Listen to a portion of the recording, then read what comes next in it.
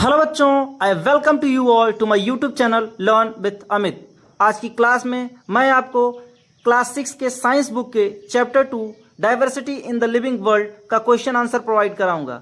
अगर आपको क्लास 6 के सभी बुक्स का सॉल्यूशन चाहिए तो आप इस चैनल को सब्सक्राइब कर लीजिए। मैं एक एक करके आपके बुक के सभी क्वेश्चंस को सॉल्व करा रहा हूँ। चलिए शुरू करते हैं।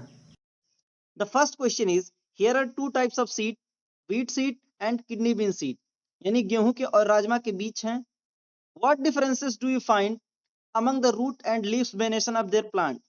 आप इनके पत्तों और जड़ों में किस प्रकार की भिन्नता पाते हैं? इसका आंसर लिखेंगे, beet plants have fibrous roots, यानी बीट प्लांट में फाइबरस रूट्स होते हैं, and parallel venation in their leaves, और इनके पत्तों में पैरेलल वेनेशन होता है। Kidney beans have tap root system, kidney beans में टैप रूट सिस्टम होता है, and reticulate venation in their leaves, और इनके पत्तों में रेटिकुलेट वेनेशन होता है। चलिए देखते हैं second question. The second question is, name of some animals are given below, group them based on their habitat. देखिए यहाँ पर नीचे कुछ जानवरों के नाम लिखे हैं, horse, dolphin, frog, sheep, crocodile, squirrel, whale, earthworm, pigeon और टॉर्टॉइस। ठीक है, तो इनको इनके हैबिटेट के हिसाब से हमको अलग करना है। हैबिटेट का मतलब कहाँ पर वो रहते हैं। Write the name of aquatic animals in the area mark A. A वाला जो यहाँ पर एरिया मार्क है, यहाँ पर एक्वेटिक एनिमल्स यानी जो जल में रहते हैं जीव, उनका नाम लिखना है। डियर स्टूडेंट्स, आपको एक बात पता होनी चाहिए, जहां पर ए क्यू यू ए शब्द आ जाए, एक्वा शब्द आ जाए, समझ लीजिएगा वहां पानी में रहने वाले लोगों की बात हो रही है, पानी में रहने वाले जीवों की बात हो रही है। या कोई और चीज जाए तो यक्वा शब्द जहां आ जाए, समझिए पानी से रिलेटेड है, वाटर से रिलेटेड है। And the terrestrial animal area mark B. Terrestrial का मतलब होता है जमीन पे रहने वाले। तो जहां पर देखिए, यहाँ पर एरिया मार्क बी, यहाँ पर एरिया मार्क है, यहाँ पर जमीन पे रहने वाले जीवों का नाम लिखना है, जानवरों का नाम लिखना है। Enter the name of animals living in both habitat C. और सी में ऐसे जानवरों का नाम लिखना है जो दोनों हैबिटेट यानी पानी में भी और जमीन में भी रह जाते हैं। तो देखिए पहले ए वाला लिख लेते हैं जो कि एक्वेटिक एनिमल है, पानी में पाए जाते हैं। तो एक्वेटिक एनिमल में आ जाएगा डॉल्फिन आ जाएगा और वेल आ जाएगा, ये दोनों पानी में ही रहते हैं। अब टेरेस्ट्रियल लिख लेते हैं, यानी जो जमीन पे रहते हैं। तो जमीन पे घोड़ा रहता है यानी हॉर्स, सीप यानी भेड़ भी रहता है, स्क्वेरल यानी गिलहरी भी जमीन पे रहती है, अर्थवर्म केचुआ भी जमीन पे रहता है, पीजन पीजन यानी कबूतर भी, और टॉर्टॉइस टॉर्टॉइस मतलब क्या होता है, कछुआ, कछुआ जिसको बोलते हैं। ठीक है, ये भी जमीन पे ही रहते हैं, टेरेस्ट्रियल एनिमल। अब ऐसे एनिमल्स जो दोनों पे रहते हैं, तो फ्रॉग यानी मेढक, पानी में भी रहते हैं और जमीन पे भी रहते हैं। क्रोकोडाइल यानी मगरमच्छ जो होते हैं वो भी जमीन पे रहते हैं और पानी पे, दोनों जगह रहते हैं। तो दूसरा क्वेश्चन भी हो गया। चलिए देखते हैं third number question. The third question is, Monu's mother maintain a kitchen garden. Monu की मम्मी किचन गार्डन का रख रखाव करती हैं, मेंटेन करती हैं। One day she was digging out radish from the soil. एक दिन वो सॉइल यानी मिट्टी से रेडिस, मूली को बाहर निकाल रही थी खोदकर। सी टोल्ड मनु, वह मनु को बताती हैं, that radish is a kind of root, कि मूली जो है ये एक प्रकार की जड़ है। Examine a radish and write what type of root it is. तो हम लोग को एक क्वेश्चन मिला है कि इसको एग्जामिन करो, पता करो कि किस तरीके का रूट रेडिस में होता है यानी मूली में होता है। What type of venation would be observe in the leaf of radish plant, और रेडिस के प्लांट में किस तरीके की वेनेशन पाई जाती है ये भी बताना है। तो इसका आंसर लिखेंगे, radish is a dicotyledonous plant, ये डाइकोटिलिनस प्लांट है। ठीक है, विथ टैप रूट सिस्टम, इसमें टैप रूट होता है। It has thick main root, इसमें एक मोटी सी मेन रूट होती है। देखिए यहाँ पर जो है ये मोटी सी मेन रूट है। That goes deep into the soil, जो कि मिट्टी में गहरा जाती है। With smaller side roots rising from it, और फिर छोटे छोटे देखिए रूट्स यहाँ पर बगल से निकलते हैं। The leaves of radish plants have reticulate venation, इसमें इनके पत्तों में रेटिकुलेट वेनेशन होता है। And web like patterns on both side of their ribs, और इनके रिप्स के बगल में वेब लाइक स्ट्रक्चर होता है। अब आप इसे अगर मूली का कहीं पत्ता पाएंगे तो आप देखेंगे जाल जैसा रहता है इसके पत्तों के बगल में। ठीक है, वेनेशन। अब चलिए देखते हैं अपना fourth number question. The fourth question is, look at the image of mountain goat and goat found in plains, यानी जो माउंटेन पे पाई जाती हैं बकरियां उनको देखना है, और जो समतल जमीनों पे बकरियां पाई जाती हैं उनको देखना है। पॉइंट आउट द सिमिलरिटीज, इनके अंदर की समानता को बताना है कि किन किन मामलों में एक जैसे हैं। एंड डिफरेंसेस बिटवीन देम, और किन किन मामलों में भिन्न है यानी अलग हैं। What are the reason of these differences, और इन बदलावों के क्या कारण है ये हमको लिखना है। तो चलिए देखते हैं। पहले तो सिमिलरिटीज देख लेते हैं। सिमिलरिटीज क्या क्या इनके अंदर सिमिलरिटीज हैं। बोथ है आर हर्बीवोरस, दोनों हर्बीवोरस होते हैं यानी शाकाहारी होते हैं, घास फूस खाते हैं, feeding on grass and plants यानी घास फूस और पेड़ पौधे खाते हैं। Both have similar body structure, दोनों के पास एक जैसा बॉडी है, एक जैसा शरीर है, विथ 4 लेग्स, 4 पैर हैं, एंड पेयर ऑफ हॉर्न्स, एक जोड़े इनके पास सींग हैं, एंड हूप्स, और एक ही जैसे हूप्स हैं। हूप्स का मतलब होता है खुर।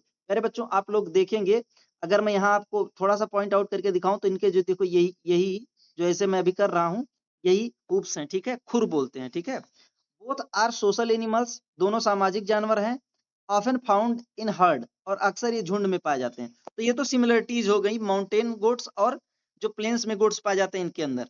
अब देखिए हम लोग डिफरेंसेस देख लेते हैं कि क्या क्या डिफरेंसेस हैं इनके अंदर, ठीक है। तो चलिए डिफरेंस देखते हैं।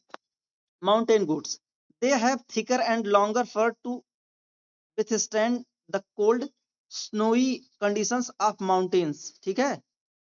यानी माउंटेन गोट्स के पास जो होता है, इनके पास मोटे और लंबे फ फ का मतलब होता है रोए, तो मोटा और लंबा रोआ होता है, बड़ा रोआ होता है। To stand with stand to cold, जिसकी वजह से ठंडी में स्नोई कंडीशन यानी बर्फीले जगह पे रह लेते हैं पहाड़ों पर, ठीक है। इस लेकिन प्लेन गोट में क्या होता है, they have thinner and softer fur, यानी इनके पास पतला और बहुत ही सॉफ्ट यानी मुलायम रुएं होते हैं। सुटेबल फॉर वार्मर रीजन, और ये किस जगह के लिए सुटेबल होते हैं, गर्म इलाकों के लिए सुटेबल होते हैं। आप ऐसे सोचिए कि अगर माउंटेन गोट्स के पास बड़े और मोटे फर नहीं होंगे तो उन लोगों को ठंड के मारे ही मर जाएंगे, ठंड लगेगा वैसे ही मर जाएंगे। लेकिन यहाँ पर अगर इतना मोटा हो जाएगा, गर्म इलाके में जो भेड़ रहती हैं, सॉरी बकरियां रहती हैं, तो यहाँ तो ये गर्मी की वजह से मर जाएंगी, ठीक है। और अब देखिए दूसरा डिफरेंस देखते हैं। दे हैव स्पेशलाइज्ड हूफ्स, इनके पास विशेष प्रकार के खुर होते हैं। फॉर क्लाइंबिंग स्टीप, क्लाइंबिंग मतलब होता है चढ़ना, स्टीप प्यारे बच्चों होता है ढलान, ठीक है। तो ढलान जैसी जगहों पे चढ़ने के लिए इनके पास स्पेशलाइज्ड हूप्स होते हैं। Rocky and rugged terrains, rocky यानी पथरीले और उबड़ खाबड़ जगहों पे चलने के लिए इनके पास स्पेशलाइज्ड हूप होते हैं। लेकिन प्लेन गोट में क्या होता है, their hoofs are more suited for plains and softer ground. लेकिन जो प्लेन्स में गोट पाई जाती हैं, इनके जो हूप होते हैं वो ज्यादा प्लेन्स के लिए सूट करते हैं और सॉफ्टर यानी समतल जगहों के लिए ज्यादा सही पड़ते हैं, ठीक है। माउंटेन गोट्स में होता है दे है मस्कुलर बॉडीज, माउंटेन गोट्स जो होती हैं उनकी जो बॉडी होती है मस्कुलर होती है यानी तगड़ी होती है। विथ स्ट्रॉन्गर लिम्स, इनके पैर भी स्ट्रांग होते हैं, पैर हाथ भी स्ट्रांग होते हैं। To provide stability on steep mountains, जो ढलान भरे पर्वतों पर इनको स्टेबिलिटी देते हैं, यानी एक जगह से दूसरे जगह आराम से ये लोग आ जा सकते हैं, स्टेबल रहते हैं। यहाँ जो लिम्स लिखा है, लिम्स का मतलब हाथ पैर ही होता है प्यारे बच्चों, केवल पैर नहीं समझेंगे, ठीक है। They have less muscular bodies, इनके पास यानी गोट जो प्लेन गोट्स में होते गोट प्लेन्स में होते हैं उनकी जो बॉडी होती है मस्कुलर नहीं होती है। And the body size is varies depending on breed, और इनकी जो बॉडी साइज है वो वेरी करती है यानी बदलती रहती है कि किस नस्ल के ये लोग हैं। जैसे हम लोग के भैंस में ही होता है, मुर्रा है, ये है, वो है, तो कोई भैंस छोटी होती है, कोई भैंस बड़ी होती है, तो वैसे ही यहाँ पर भी है। चलिए देखते हैं अपना 5th number question. The 5th question is group the following animals into 2 groups, यानी यहाँ जो नीचे एनिमल्स हैं इनको 2 ग्रुप्स में हमको बांटना है। Based on any feature other than those discussed in chapter, ऐसे इस बेसिस पे बांटना है जो फीचर्स इस चैप्टर में, जो विशेषता इस चैप्टर में नहीं बताई गई। तो इस चैप्टर में बर्डीब्रेट्स और इनबर्डीब्रेट्स नहीं बताया गया है। चलिए इसी में बांटते हैं। ग्रुप फर्स्ट जो है, पहला ग्रुप जो है वो वर्टिब्रेट्स है। एनिमल्स विथ बैकबोन, ऐसे जानवर जिनके पास बैकबोन यानी पीछे की हड्डी होती है। अगला है रीढ़ की हड्डी जिसे बोलते हैं। ग्रुप 2 इनवर्टिब्रेट्स, एनिमल्स विथ, यहाँ विथ नहीं रहेगा, विदाउट बैकबोन रहेगा। प्यारे बच्चों आप लोग सही कर लीजिएगा, मुझसे एक गलती से यहाँ मिस्टेक हुआ है। एनिमल्स विदाउट बैकबोन, ठीक है, जिनके पास बैकबोन नहीं होता है। तो वर्टिब्रेट्स में हो जाएगा cow, pigeon, bat, tortoise, fish, whale, lizard. और विदाउट बैकबोन कॉकरोच, ग्रॉसहॉपर, ठीक है। तो चलिए देखते हैं अपना 6th number question. The 6th question is as the population grows and people want more comfortable lifes, forest are being cut down to meet various needs. जैसे जैसे मनुष्य पॉपुलेशन बढ़ती जा रही है लोग अच्छी जिंदगी जीने के लिए फॉरेस्ट को काट रहे हैं अपनी जरूरतों को पूरा करने के लिए, ठीक है। How can this affect our surrounding, ये हमारे आसपास की चीजों को कैसे अफेक्ट करती है।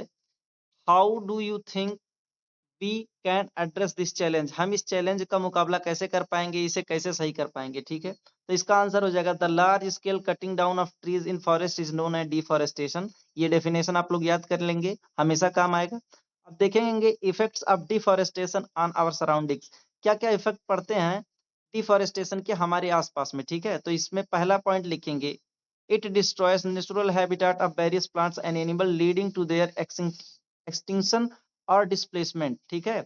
इट डिस्ट्रॉयज नेचुरल हैबिटेट, यह प्राकृतिक हैबिटेट को मिटा देता है, यानी रहने की जगह को मिटा देता है, किसके, वेरियस प्लांट्स यानी बहुत सारे पेड़ों के और जानवरों के, लीडिंग टू इंस्टिक्शन, जिससे इंस्टिंक्ट हो जा रहे हैं। इंस्टिंक्ट का मतलब होता है पूरी तरह से बहुत सारे पेड़ खत्म हो जा रहे हैं, पूरी तरह से बहुत सारे जानवर खत्म हो जा रहे हैं, ठीक है।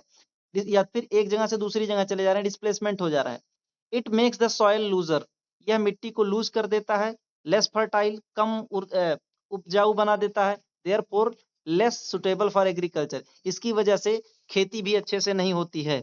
It can leads to irregular rainfalls, इसकी वजह से नियमित तरीके से वर्षा नहीं होगी, अनियमित वर्षा होगी। And increase the chance of flood and droughts, और इसकी वजह से सूखा और बाढ़ की समस्या भी बढ़ जाएगी। किसकी वजह से, डिफॉरेस्टेशन की वजह से। Trees act a natural filter with fever less, with fever trees air quality can decline, यानी जो ट्रीज होते हैं, पेड़ होते हैं, वो नेचुरल फिल्टर हैं, यानी प्राकृतिक फिल्टर हैं।